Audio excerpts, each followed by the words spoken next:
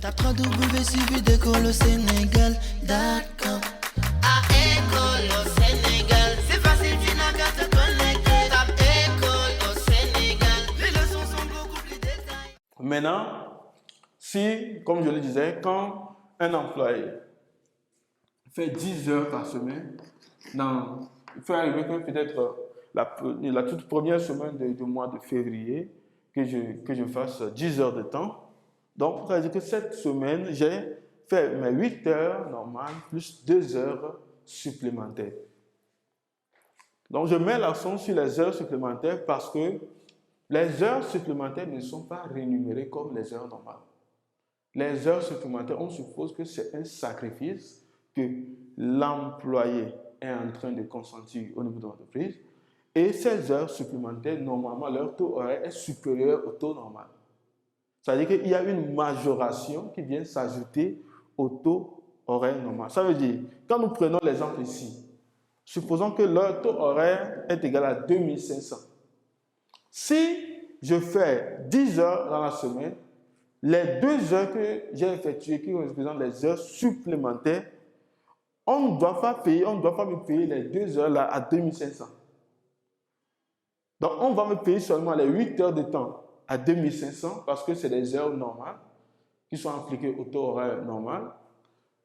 Et maintenant, le reste qui représente les 2 heures supplémentaires, on doit me payer ça à un taux de majoration. C'est-à-dire que le taux là, ça doit augmenter. Ça peut être, je donne un exemple, 3000 francs, ou bien 3500, ou bien 4000, ça va jusqu'à même à 100%. Ça va jusqu'à 100% si c'est le cas de la nuit. Si on te demande de venir travailler la nuit, par exemple d'un jour férié, normalement le taux qu'il faut réclamer c'est 100%. C'est-à-dire, si le taux horaire, on te paie 2500 francs l'heure, tu dois prendre 5000 l'heure.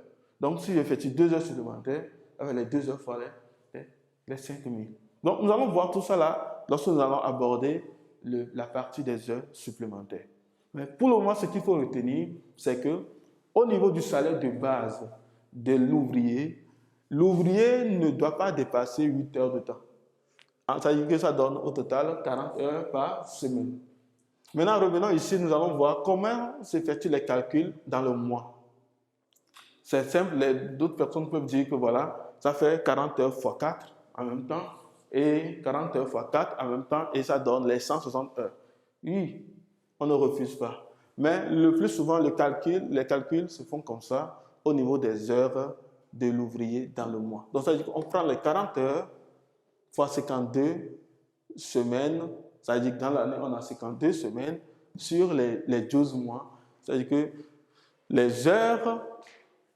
l'heure de l'ouvrier par mois ne doit pas dépasser 173,33. Donc voilà l'heure de l'ouvrier par mois. Ça ne doit pas dépasser 173,33 heures. Donc voilà ce qu'il faut retenir. Maintenant, le taux horaire aussi est calculé. Ça fait... Là, nous allons revenir sur ça, le taux horaire, parce que le plus souvent, au niveau des ouvriers, on définit le taux horaire. Le taux horaire est défini. Si le taux horaire est défini, ça veut dire qu'on n'est plus obligé de calculer un taux horaire normal. Donc, voilà ce qu'on doit retenir au niveau des ouvriers. Donc, en résumé, l'ouvrier, c'est celui qui travaille et qui est rémunéré en fonction des heures effectuées, sur la base d'un taux horaire normal. L'heure de l'ouvrier ne doit pas dépasser 8 heures. C'est-à-dire l'heure normale d'un travailleur ne doit pas dépasser 8 heures par jour. Ce qui donne 40 heures par semaine. Et si on veut calculer ça maintenant annuellement, on adopte le principe là de 40 heures fois 52 semaines sur les 12 mois. Ce qui donne 173,33 heures le mois. Si on veut calculer chaque mois, l'ouvrier l'a fait combien d'heures en réalité? C'est ça. Et maintenant, nous abordons la deuxième partie qui est le salarié. Le salarié, c'est qui? Le salarié, c'est celui qui travaille et qui est rémunéré par rapport à un montant fixe. celui qui est travaillé et qui est rémunéré par rapport à un montant fixe, on l'appelle salarié. Et le salaire, ça tombe chaque fin du mois, ça est fixe. Janvier, si c'est 100 000, on dit, je te paie 100 000, ça veut dire que janvier, je prends 100 000, février, je prends 100 000, mars, je prends 100 000. Même s'il arrivait que je suis malade, je n'ai pas effectué des heures, à la fin du mois, je dois prendre mes 100 000. Mais par contre, quand nous remontons au niveau de l'ouvrier qui s'absente pour des heures ne peut plus être payé sur la base de ces heures-là. Donc, parfois ça diminue, parfois ça augmente, ce n'est pas fixe. Ça varie, le salaire varie au niveau de l'ouvrier. Mais chez le salarié, le salaire est fixe. La rémunération ne varie pas. Donc, ici, c'est un montant qu'on définit directement.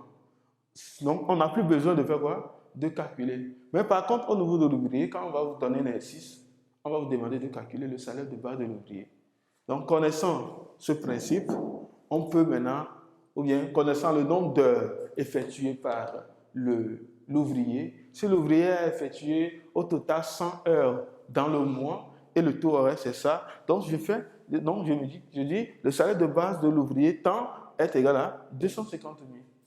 Mais au niveau du salarié, c'est un montant qui est défini déjà à la base.